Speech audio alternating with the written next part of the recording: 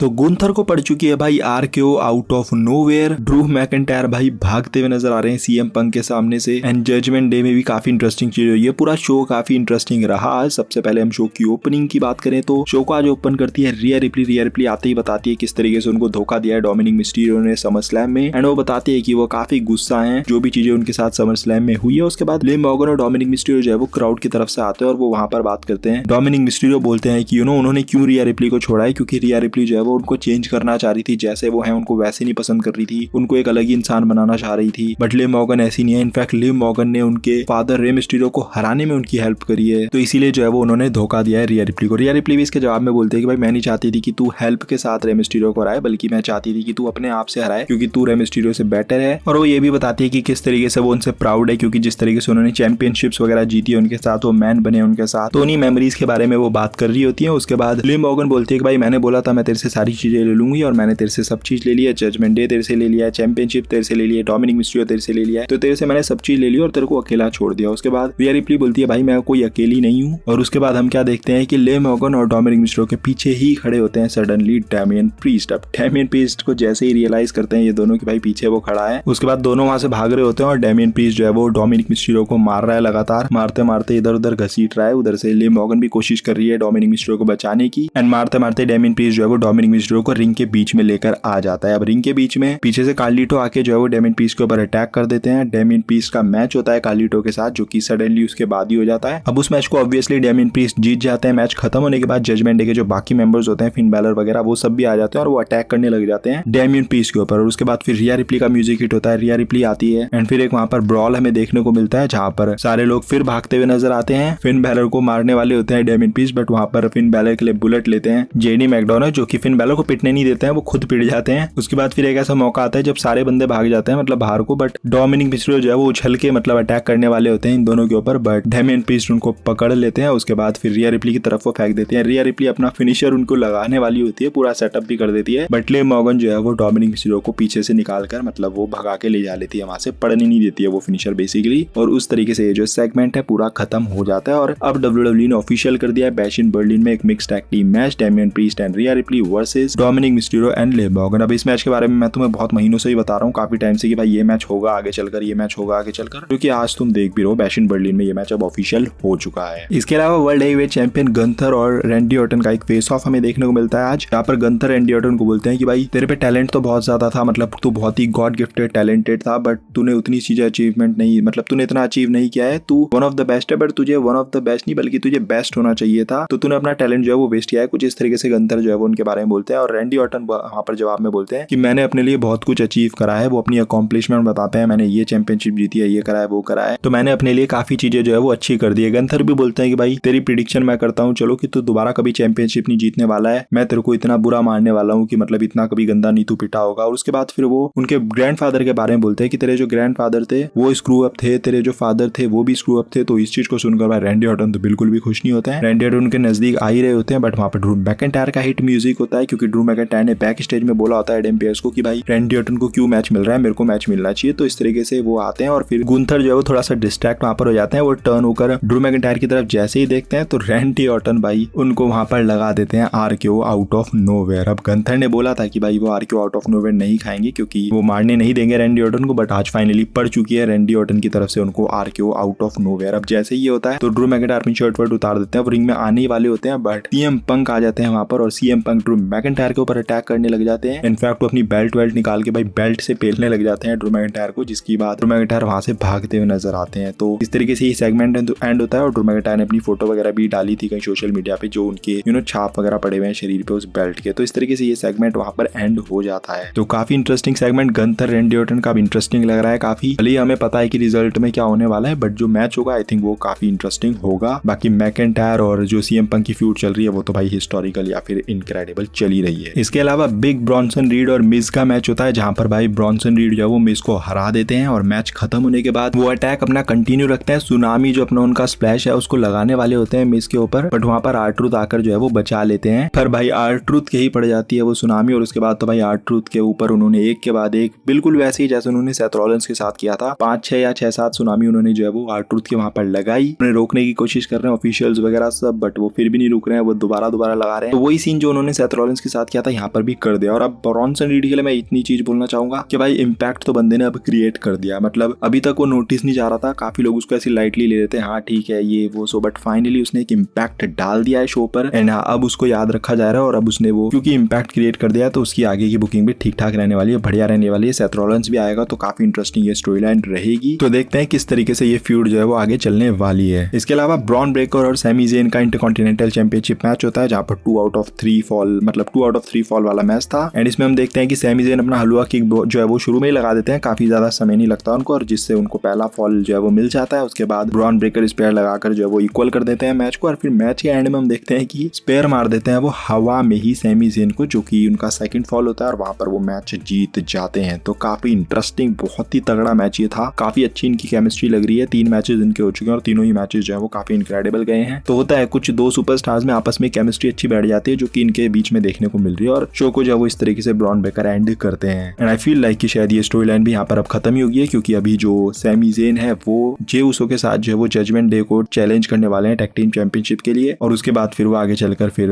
अपना वही Roman Reigns के साथ ब्लड लाइन वाले एंगल में भी जाने वाले हैं। तो आई गेस ये वाली जो स्टोरी लाइन है ब्रॉन ब्रेकर और सैमी ज़ेन की, ये यहाँ पर ऑफिशियली एंड हो चुकी है। इसके अलावा मार्क हेनरी हमें आज शो पर देखने को मिले थे, वैसे नहीं आए थे बट अपने बेटे के साथ वो बैठे हुए थे अरीना में, मतलब क्राउड वगैरह जहाँ बैठता है बिल्कुल वहां पर ही बैठे हुए थे मार्क हेनरी अपने बेटे के साथ। और जेकब जो कि उनके बेटे हैं वो अभी रिसेंटली WWE के साथ साइन हुए हैं, तो उनको थोड़ा सा एक वो दिखाने के लिए WWE ने ये एंगल जो है वो यूज किया, जो कि ठीक ठाक ही था। क्या आप बताओ कमेंट करके आपको ये शो कैसा लगा, और अगर आपको ये वीडियो थोड़ी भी पसंद आएगी तो don't forget to like, comment and smash subscribe button. मिलता है अगली वीडियो के अंदर, till then love you all and do not give up, just keep fighting.